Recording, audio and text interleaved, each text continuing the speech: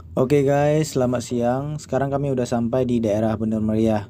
Kami berhenti sebentar, kehujanan. Kami berhenti untuk plastikin tas, masukin HP ke bagasi biar nggak kena hujan. Terus pakai mantel juga.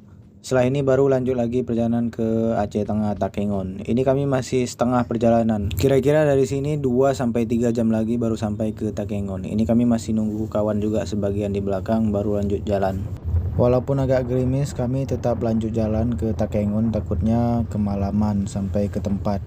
Jadi biar nggak malam di gunung, kami tetap lanjut jalan. Jadi sebaiknya kalau kalian jalan di daerah pegunungan itu sebaiknya jangan malam, sebaiknya siang. Kita nggak tahu kan akan terjadi apa-apa di jalan.